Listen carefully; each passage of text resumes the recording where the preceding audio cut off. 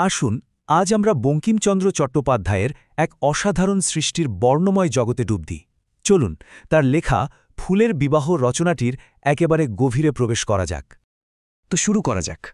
আচ্ছা, ফুলের বিবাহ মানে শুধু নামটা শুনলেই কেমন একটা অদ্ভুত সুন্দর কৌতূহল জাগে মনে, তাই না? একবারও কি ভেবে দেখেছেন ফুলদেরও যদি আমাদের মতো বিয়ে হতো তাহলে সেই বিয়েটা ঠিক কেমন হতে পারত? কারা আসত নিমন্ত্রিত হয়ে, আর আয়োজনটাই বা কেমন হতো? এই অদ্ভুত সুন্দর প্রশ্নটাই কিন্তু আমাদের আজকের এই আলোচনার একদম কেন্দ্রবিন্দুতে। আর এই অসাধারণ কল্পনাটা যার, তিনি হলেন ১৯ শতকের কিংবদন্তি সাহিত্যিক বঙ্কিমচন্দ্র চট্টোপাধ্যায়। তার বিখ্যাত কমলাকান্তের দপ্তর বইটির মধ্যে একটি অনবদ্য ছোট লেখা হল এই ফুলের বিবাহ। এখানে তিনি দারুণ সরস কৌতুকে হিউমারের সাথে এই অভিনব বিয়ের একটা জীবন্ত ছবি এঁকেছেন। বেশ, তাহলে এই বিয়ের আসরে কারা কারা উপস্থিত ছিল চলুন একটু আলাপ করা যাক তাদের সাথে। বঙ্কিমচন্দ্রের কল্পনা কিন্তু আমাদের মুগ্ধ করতে বাধ্য।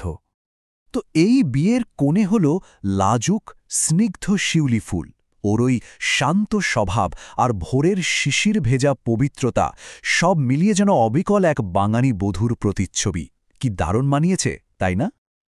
আর বরকে, বর হল আভিজাত্যে ভরা বেশ গর্বিত গন্ধরাজ।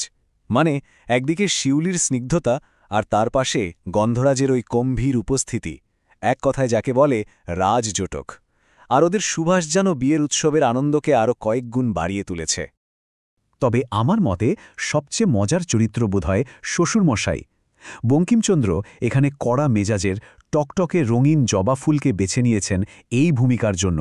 ভাবা যায়, লেখকের পর্যবেক্ষণ ক্ষমতাটা সত্যি অসাধারণ।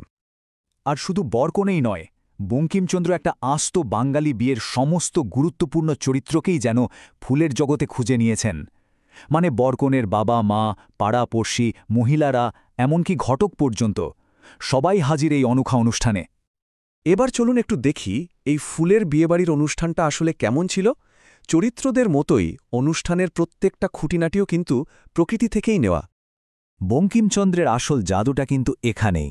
তিনি শুধু কয়েকটা ফুলের নাম দিয়ে চরিত্র বানাননি, বরং প্রত্যেকটা ফুলের নিজস্ব বৈশিষ্ট্য, তাদের গন্ধ, রং আর ফোটার সময়কে কাজে লাগিয়ে পুরো বিয়ের অনুষ্ঠানটাকে জীবন্ত করে তুলেছেন।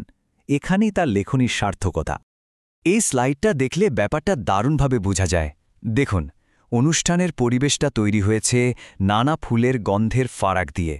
বিয়ের সাজসজ্জা এসেছে বিভিন্ন ফুলের রঙের বৈচিত্র্য থেকে। আর বিয়ের শুভ লগ্ন, সেটাও ঠিক করা হয়েছে কোন ফুল কখন ফোটে, সেই গভীর পর্যবেক্ষণের উপর ভিত্তি করে। চলুন এবার বঙ্কিমচন্দ্রের এই অসাধারণ সৃজনশীলতার গভীরে যাওয়া যাক।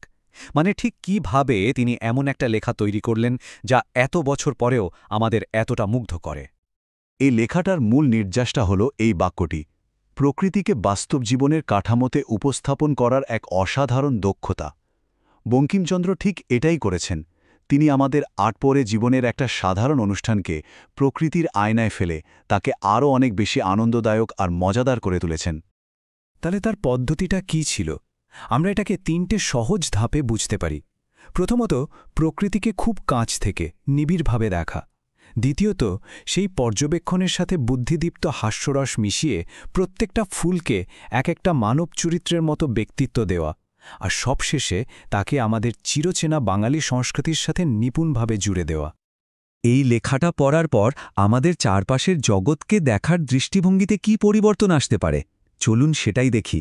কারণ ভালো সাহিত্যের সেরা কাজই তো হলো আমাদের নতুন করে ভাবতে শেখানো। ফুলের বিবাহ এর প্রভাব কিন্তু বেশ গভীর। এটা আমাদের মধ্যে একটা অনুসন্ধিৎসু মন তৈরি করে, আমাদের চারপাশকে আরও ভালোভাবে দেখার ক্ষমতাকে ধারালো করে তোলে। আর সবচেয়ে বড় কথা, এটা প্রকৃতিকে আমাদের মানবিক অনুভূতির সঙ্গে এক করে দেয় এবং আমাদের ঐতিহ্যকে এক নতুন আনন্দদায়ক রূপে দেখতে শেখায়। আচ্ছা, শেষ করার আগে একটা প্রশ্ন রেখে যাই। আমরাও যদি বঙ্কিমচন্দ্রের মতো প্রকৃতির মধ্যে লুকিয়ে থাকা এই গল্পগুলোকে দেখতে শিখি, তাহলে আমাদের এই চেনা জগৎটা হয়তো সম্পূর্ণ অন্যরকম, আরও অনেক বেশি সুন্দর দেখাবে, তাই না? একবার ভেবে দেখুন তো।